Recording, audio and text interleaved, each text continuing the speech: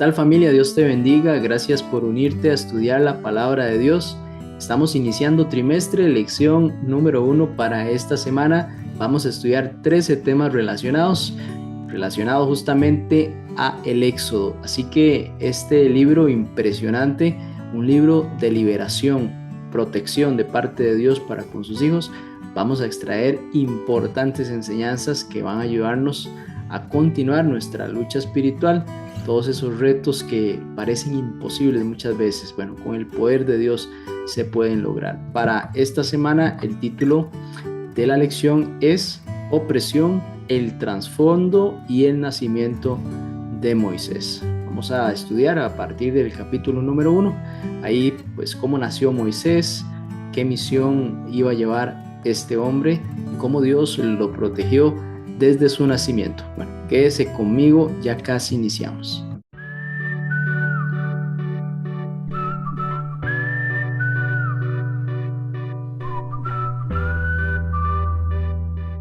Bien, acompáñame con una oración. Te doy muchas gracias, Dios, porque has dispuesto este espacio para estudiar tu palabra. Queremos adentrarnos en las páginas del Éxodo, Dios, y entender ahí cada detalle, cada mensaje importante para nuestra vida espiritual, para afrontar los retos que tenemos todos los días. Pedimos que tu Santo Espíritu nos unja, nos ilumine y nos muestre la verdad. En Jesús, amén. Muy bien, vamos a repasar. Siempre hay un texto para memorizar, un versículo de memoria, y está en Éxodo capítulo 2 y versículos 23 al 25. Dice así la palabra del Señor, ahí está en su pantalla: los israelitas gimiendo a causa de la servidumbre clamaron, y su clamor subió hasta Dios con motivo de su servidumbre. Dios oyó su gemido y se acordó del pacto con Abraham, Isaac y Jacob. Y miró Dios a los israelitas y reconoció su condición. Bien, en esta lección vamos a iniciar desde el capítulo 1 del libro de Éxodo, conociendo básicamente esa prosperidad que Israel tenía en Egipto. Era una prosperidad después de José. Básicamente Dios dice el texto que fueron favorecidos este pueblo porque se multiplicaron en gran manera, crecían bastante, era una generación robusta. Con el paso del tiempo surgió un faraón que textualmente dice no conocía a José, es decir, no conoció lo que José había hecho, la historia de José, porque pues para entonces José ya no estaba. Y comenzó entonces, por ese desconocimiento, un tiempo de esclavitud y una opresión cruel sobre los descendientes de Jacob, los descendientes de Israel, este pueblo en el cual pues estaba conformado por 12 tribus, que eran básicamente los 12 hijos de Israel. Ahí se empezaron a multiplicar, fueron fructíferos en gran manera, pero Faraón entendía que este pueblo podría rebelarse contra Egipto, podría aliarse a alguna nación enemiga y así pues los vencerían. De esta forma entonces el pueblo pues crecía y Faraón cada vez temía más. Y el punto culminante de esta opresión fue el decreto a ejecutar todos los varones recién nacidos hebreos, esto según Éxodo capítulo 1 versículo 22. Y pues inclusive vemos cómo Faraón indicaba a las parteras egipcias que si nacía un varón, pues lo mataran. Si era una niña, pues la dejaran vivir. Sin embargo, dice el relato que las parteras tuvieron temor de Dios y no hicieron los planes conforme a Faraón. Después, Faraón, viendo como que no se estaba ejecutando ese plan, entonces les consulta, les pregunta a las parteras y ellas, respondiendo habilidosamente, le indican que pues las mujeres hebreas son fuertes, robustas y dan a luz antes siquiera que ellas lleguen. Sin embargo, entendemos también cómo Faraón, buscando solucionar eso, pidió que todos los varones entonces cuando nacían fuesen echados al río. Pues definitivamente una decisión bastante cruel. Y así pues, el clamor del pueblo por esta opresión, por esta esclavitud, dice el texto, subió hasta Dios, quien escuchó, miró, recordó aquel pacto que tuvo con Abraham, con Isaac y con Jacob, y pues se apiadó de su pueblo. Éxodo capítulo 2, versículo 23 al 25. Aquí vemos cómo en el Éxodo muestra que Dios no es indiferente. Esto es muy importante. Dios no es indiferente ante la injusticia, ante el dolor y el sufrimiento humano. También entendemos cómo este libro puede ser una representación bastante acertada de un plan de salvación en miniatura, porque hay una esclavitud, hay un llamado divino, pero también hay una liberación. Básicamente hay una peregrinación también y después una tierra prometida. Lo que hizo Dios en Egipto apunta básicamente a lo que Jesucristo hace hoy. Nos liberta de la esclavitud del pecado.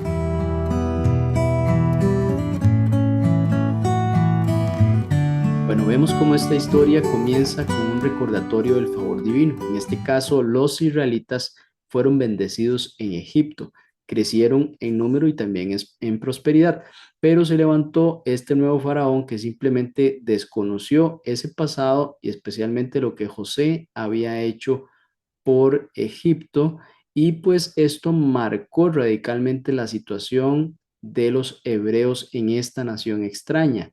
Y esto pues definitivamente nos enseña que las buenas condiciones de hoy no necesariamente están garantizadas para mañana. Las cosas pueden cambiar de un momento a otro.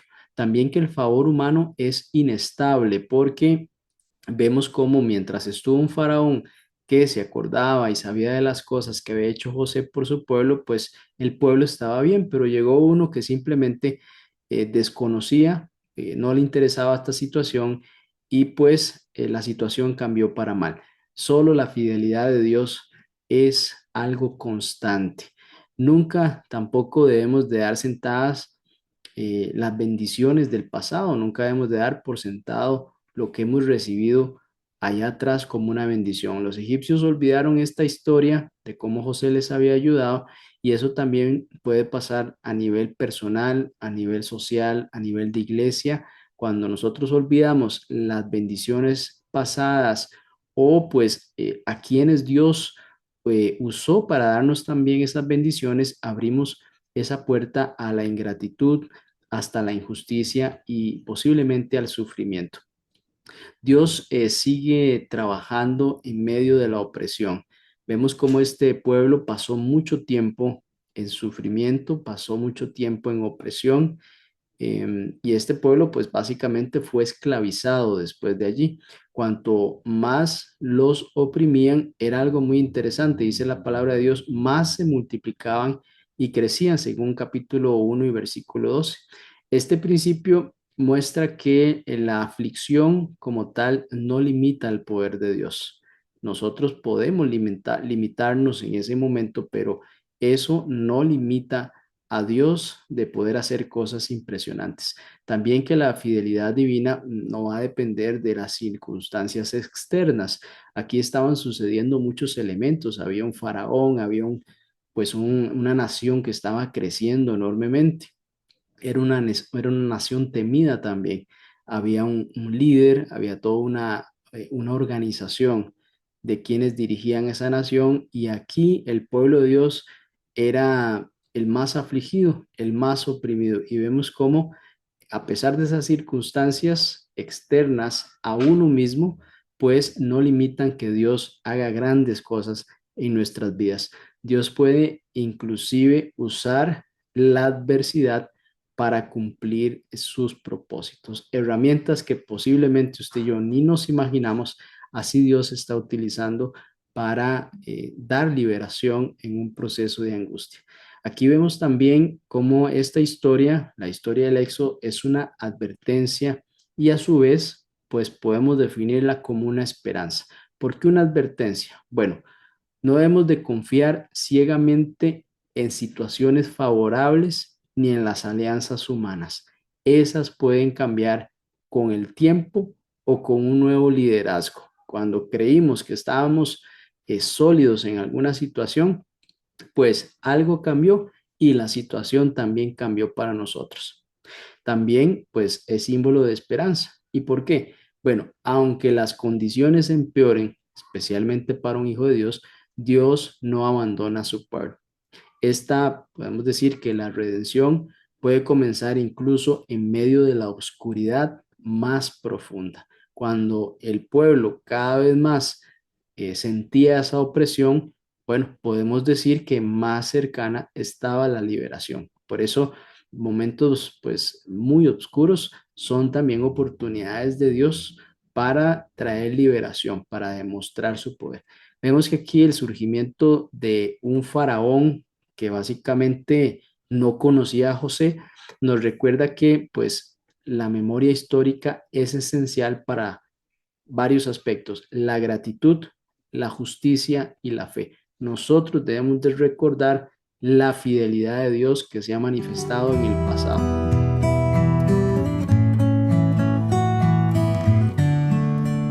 Conozcamos el trasfondo histórico del libro de Éxodo. Para eso tenemos que ir a estudiar brevemente la historia de José. José fue un esclavo que pasó a ser gobernador. José fue vendido por sus hermanos, según el libro de Génesis. También ahí mismo dice que el Señor estaba con él, contaba con esa gran bendición y gracias a su fidelidad y también a la providencia divina, él fue exaltado por Faraón. Por ejemplo, recibió anillo, recibió vestidura de lino, carro real y también autoridad sobre Egipto, según Génesis capítulo 41, 41 y 43.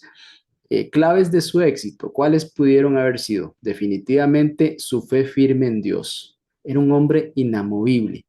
Su carácter íntegro, aún en medio de esa adversidad, pues definitivamente lo llevó al éxito. También el favor de Dios, que pues no dependía de las circunstancias externas, como acabamos de estudiar en la parte anterior. Después de esta situación, pues vemos que pasó el pueblo de Israel de la prosperidad a la opresión. Fue un cambio radical. Ahora, con la muerte de José y el paso del tiempo, pues vemos y ya estudiamos cómo llegó un nuevo faraón que no conocía a José. La lección aquí pretende darnos algunas señas históricas de quiénes fueron los faraones involucrados en el éxodo. Nosotros tenemos la noción de que era un solo faraón, sin embargo, aquí el autor de la lección nos menciona varios que pudieron estar pues inmersos en esta historia y realizaron diferentes acciones. Por ejemplo, bueno, Amosis primero es ese faraón que no conocía a José después del que sí lo conocía. Y a este siguieron entonces los faraones que oprimieron a Israel. Por ejemplo, Amenhotep primero le pueden atribuir el hecho de que temía el crecimiento del pueblo hebreo. Y Tutmosis primero ordenó la matanza de los niños hebreos. Y aquí salta el personaje de Hatshepsut, que probablemente era la princesa que adoptó a Moisés. Tutmosis III es identificado entonces como el faraón del Éxodo de 1450 antes de Cristo, el que pues enfrentó directamente a Moisés. Y para comprender mejor esa cronología bíblica del Éxodo, les voy a mostrar este cuadro en el cual pues se mencionan diferentes textos desde el libro de Génesis, Éxodo, también Jueces, Primera de Reyes, capítulo 6, versículo 1, libro de Hechos y Gálatas. Ahí confirman pues eventos y promesas que se empezaron a suscitar justamente antes de este libro, pero también que trasciende a la historia bíblica. Y parte de la enseñanza hasta el momento entendemos cómo Dios no olvida a su pueblo. Dios está pendiente de lo que a su pueblo le suceda. Aunque pasaron siglos, Él cumplió su promesa de redención. También Dios obra en silencio. Ese silencio muchas veces definitivamente los humanos no lo entendemos. Durante esos años de esclavitud no hubieron milagros visibles, lejos de eso más bien hubo sufrimiento, pero el plan de salvación avanzaba. Entonces puede ser que en un momento de nuestra vida nosotros no estemos viendo los resultados que quisiéramos ver, pero es parte de ese tiempo que Dios necesita para también ir ajustando algunas piezas del engranaje que son necesarias para el final de una historia pues de bendición. La fidelidad divina vimos que es constante, el ser humano cambia, pero Dios no.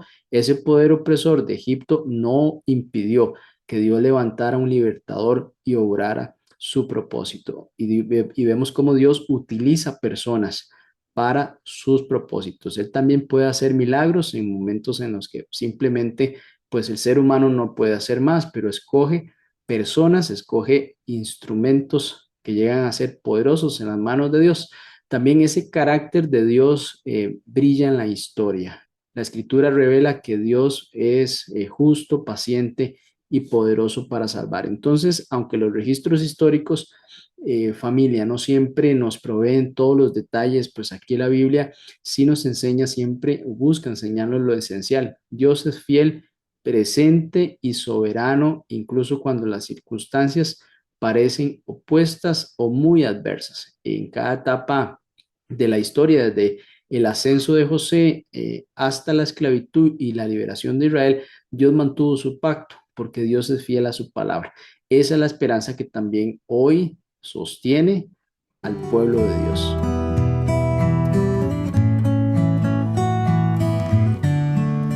Vamos a analizar la historia de dos parteras, las parteras de las hebreas. Y podemos decir que hubo allí fidelidad en tiempo de crisis.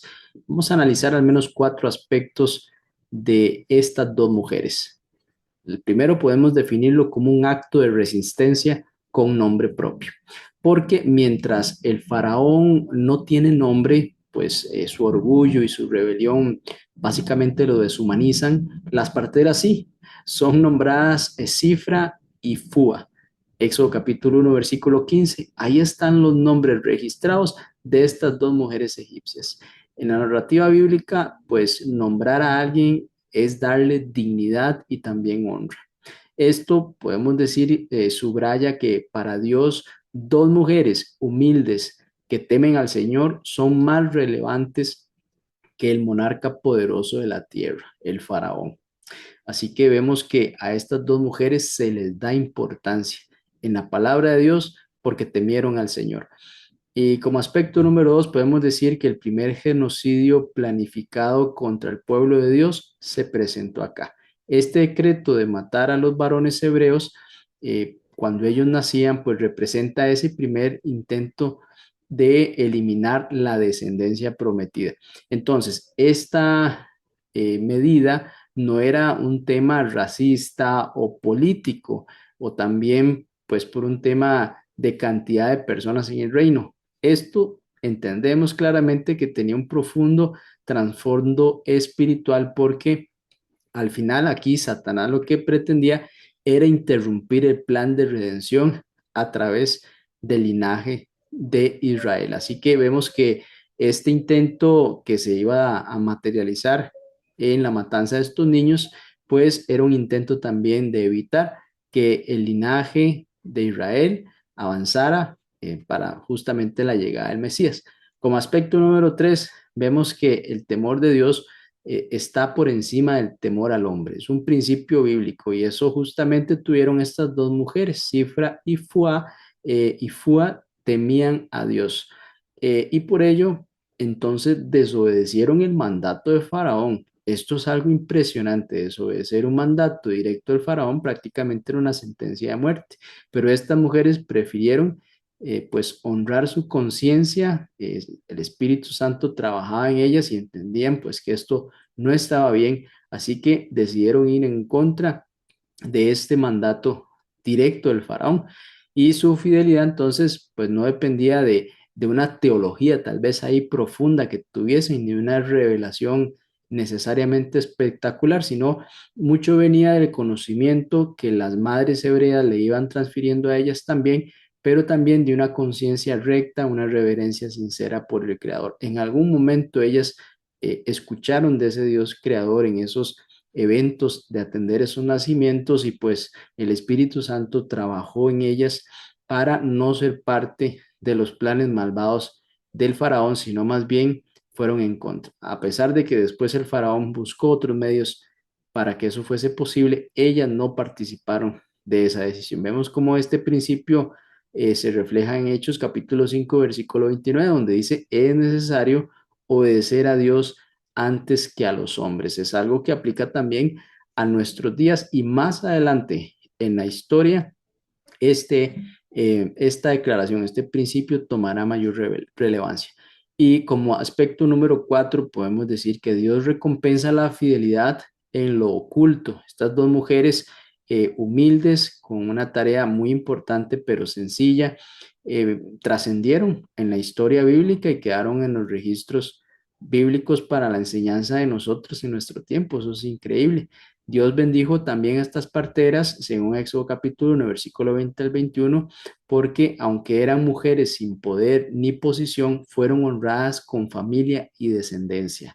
Es decir, Dios las bendijo con su descendencia, algo profundamente significativo en la cultura hebrea. Y aparte de eso, la honra también de parte de todas las mujeres hebreas y la bendición de parte de las mujeres hebreas y de los padres de esos niños que ellas pues no participaron en los planes del faraón, pues imagínense las bendiciones que las familias le otorgaban a estas mujeres por haberlos cuidado. Así que ellas actuaron con fe, sin saber que su obediencia también pues formaría parte del plan de salvación, sino fue un acto desinteresado de fe por el bien del prójimo, contrario a una orden, pues podemos decir que de Satanás. Su decisión preparó el camino para que naciera Moisés el libertador. Así que vemos esta intervención básicamente de estas dos mujeres importantísima en la palabra de Dios, como su accionar influyó directamente para que el registro bíblico siguiera conforme a los planes de Dios. Bueno, ¿qué nos enseña este hermoso episodio? Porque es un hermoso episodio. Si usted lo analiza con detenimiento, obtiene grande reflexión aquí, grande enseñanza. La fidelidad no requiere poder. Eso es muy importante. Únicamente decisión. Incluso, piénselo así, sin títulos ni autoridad. Definitivamente nuestras decisiones justas pueden desafiar sistemas enteros de maldad. Una persona humilde, sencilla, puede desafiar pues sistemas poderosos que van en contra de Dios. Y esa persona ahí, aparentemente solita, humilde, pues cuenta con el respaldo y el poder de Dios. También la conciencia moral no debe ser apagada por la presión cultural. Estas dos mujeres, pues, tuvieron alguna presión de parte del lado de los egipcios, de parte del lado del faraón, sin embargo, no se dieron a eso. No se identificaron necesariamente con una cultura en sí, sino con lo que se tenía que hacer, que era preservar la vida de estos niños. Vivimos una época en la que muchas órdenes del faraón, pues modernas, van a presionar para comprometer principios. Ahí pues debemos de seguir el ejemplo de estas dos mujeres. Dios honra la fidelidad en lo pequeño. Eso es un principio bíblico también que trasciende durante toda la palabra de Dios. Cuando nosotros defendamos la vida, la verdad, la justicia, aún en tareas aparentemente invisibles, haciéndolo ahí en silencio, calladitos, quizá nadie nos está viendo, somos parte del plan de Dios.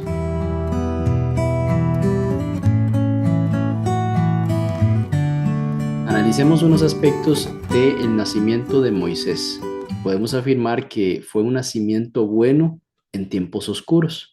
En medio de ese decreto genocida del faraón en Éxodo capítulo 1, versículo 22, ahí nace Moisés, nace un libertador y se lo describe como un niño bueno, un niño hermoso. Y ese término top en hebreo no solo habla de la belleza externa, sino también de un valor, de un propósito y de una excelencia. Es el mismo término usado en la creación cuando Dios dijo y era bueno en gran manera. En medio de una cultura de muerte, entonces, familia, vemos cómo Dios trae vida con propósito. Dios hace grandes cosas en medio de la oscuridad. La mano de Dios es invisible, definitivamente. Cada detalle de esta historia pues refleja la providencia de Dios. Veamos este cuadro en su pantalla. El nacimiento en secreto, básicamente vemos que hay una acción providencial, pues la madre esconde al niño por 3 meses. El uso del Nilo, un lugar pues básicamente de muerte, un río se convierte en un instrumento de salvación. La canasta de los juncos, una protección simbólica, una pequeñita arca que los salva de las aguas. La hermana vigilante, Miriam, providencialmente situada para intervenir en el momento oportuno. La hija del faraón, con un corazón dispuesto por Dios para adoptar a un niño hebreo, pudo haberlo despreciado, ¿no? Lo recibió. La madre contratada como nodriza, esto es un gran milagro. Moisés es criado por su propia madre bajo la protección real. ¿Quién iba a pensar eso? Fíjese usted la providencia, cómo movió todo lo necesario para que esto se realizara. Así que nada en esta historia es coincidencia, todo fue conducido por el Dios que cumple su pacto. También entendemos cómo Moisés se tuvo que manejar en dos mundos, tuvo que vivir en dos lugares diferentes, costumbres diferentes, pues situaciones diferentes, ¿no? Fue criado por su madre hebrea hasta los 12 años. Recibió definitivamente aquí las enseñanzas del verdadero Dios. Esta madre se abocó a instruir a su hijo en el temor de Dios. A los 12 años prácticamente es un hombre joven, así se le denominaba a los muchachos que ya iban avanzando. Aproximadamente a los 13 años ya se les consideraba hombres jóvenes con responsabilidades. También esto nos lo menciona Patriarcas y Profetas, página 251.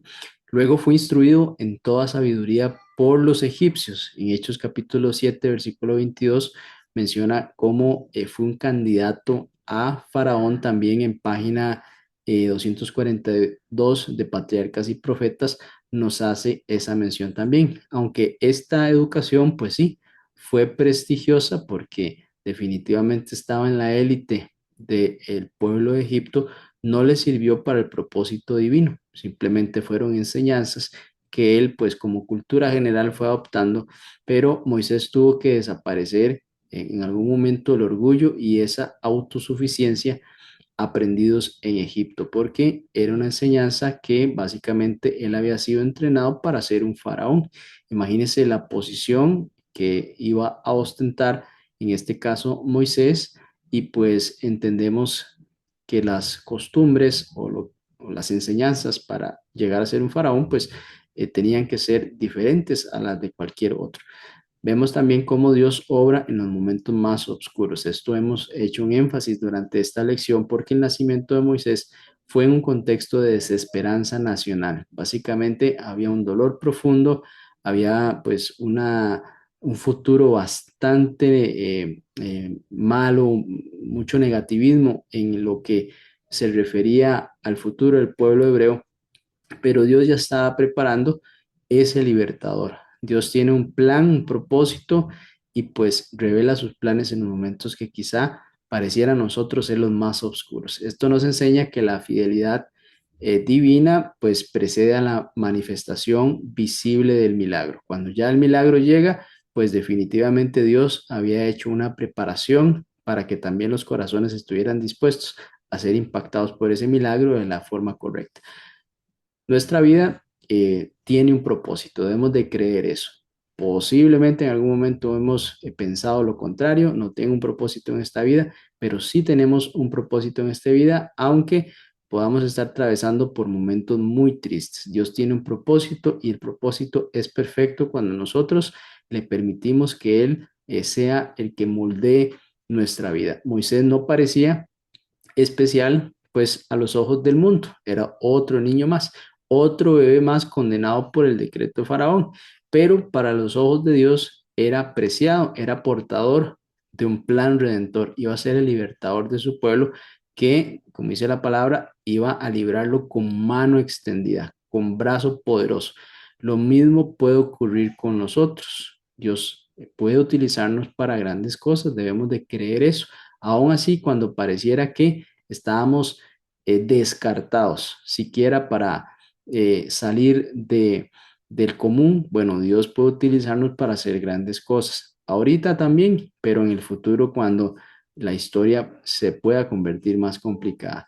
Dios también convierte los instrumentos del enemigo en vehículos de salvación. Esto es impresionante. El río del juicio aquí se convirtió en el río de la liberación. Parecía que este niño pues no iba a poder salir de esa situación tan adversa. Piense usted, poner un río en una canastita, pues posiblemente en ese río hubiese en algún momento algún animal que iba a querer devorarlo, pues era la única opción que tenían. Parecía bastante mala esa opción, pero bueno, este río más bien sirvió de liberación porque llevó a este niño a donde iba a ser rescatado. La hija del opresor, en este caso, pues la hija del faraón fue el medio para proteger al futuro libertador. Antes de que ese niño fuese puesto en esa canasta, ¿quién iba a pensar eso? Pudo haberse pensado cualquier otra cosa, menos que la hija del faraón iba a rescatar a este niño. Así que donde el enemigo siembra muerte, Dios siembra esperanza. Posiblemente el enemigo pues celebraba que ese niño iba a ir ahí en esa pequeña canastita porque iba a perecer. Lo menos que se imaginaba tampoco era que iba a ser rescatado e iba a ser pues instruido después por su propia madre. Así que la historia del nacimiento de Moisés, apreciada familia, es un recordatorio poderoso de que Dios pues no solo cuida de su pueblo, sino que prepara respuestas aún antes de que usted y yo clamemos por esa ayuda. Cada detalle que pues parecía casual o coincidencia fue una manifestación providencial y bueno, tenemos que asegurar que Dios no improvisa. Había un plan ya pues manifestado y se estaba ejecutando en este espacio. Así que Dios planifica la salvación con una precisión que podemos categorizarla como amorosa.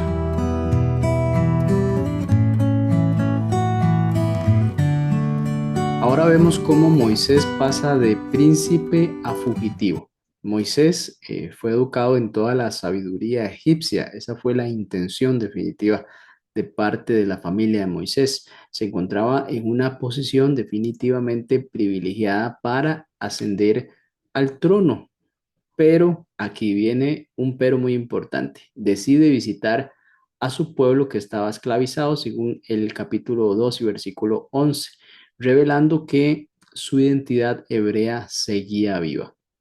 Al ver esa injusticia a la cual estaba siendo sometida el pueblo, mata a un egipcio en un intento impulsivo, según el versículo 12. Y cuando intenta intervenir entre dos hebreos, uno lo enfrenta con la verdad. En el versículo 14 del capítulo 2 dice, ¿quién te ha puesto de príncipe y juez sobre nosotros? Este fracaso moral, podemos decir político y espiritual, cambia el rumbo de la vida de Moisés. Vemos cómo emprende una huida a Madián. Del trono, podemos decir, pasó al desierto. Faraón intenta matar a Moisés en Éxodo capítulo 2 y versículo 15, y Moisés huye a Madián, a la tierra de Madián, que son pues, los madianitas, ¿no? Allí se convierte en pastor de rebaños y también se convierte en esposo, casándose con Séfora, que básicamente, bueno, ella es hija de Jetro. Y en vez de liderar multitudes, como lo iba a hacer en Egipto, ahora apacienta ovejas. Fíjese usted, por 40 años. Esta escuela del desierto reemplaza la escuela del palacio. Aquí Dios tenía una escuela diferente, una misión diferente, una enseñanza distinta. Dios está, en este caso, reeducando a Moisés, no con oro, no con poder, no con fama, sino con paciencia y también con una dependencia. Poco a poco, durante esos 40 años, pues Dios instruyó a su siervo Moisés. De la edad desde que nació a los 40 años, aquí está un cuadro en su pantalla, fue una preparación humana, privilegios, formación, influencia. Debemos de mencionar que de los 12 años primero sembraron una base en Moisés. Esto fue muy importante. De los 40 a los 80 estuvo en Madián, donde tuvo que tener humillación, dependencia, trabajo duro, desaprender costumbres para servir y reafianzar lo que había aprendido de niño. Y de 80 a los 120 años estuvo en el desierto con Israel, liderando esta nación quejosa y demás, pero con una misión que la tenía clara, tenía una misión divina que era guiar al pueblo y reflejar el carácter de Dios. Vemos algunas claves espirituales. Dios cambia nuestros planes para cumplir los suyos. Aquí Moisés, pues posiblemente tenía planes reales, así lo visualizaba él. Incluso podemos decir planes sinceros, era su objetivo de vida, pero actuó en su momento por su propia cuenta sin estar Dios en esos planes. Y también vemos que tuvo un impulso, ese impulso fue justo defender a su pueblo, pero su método fue errado porque mató a un hombre.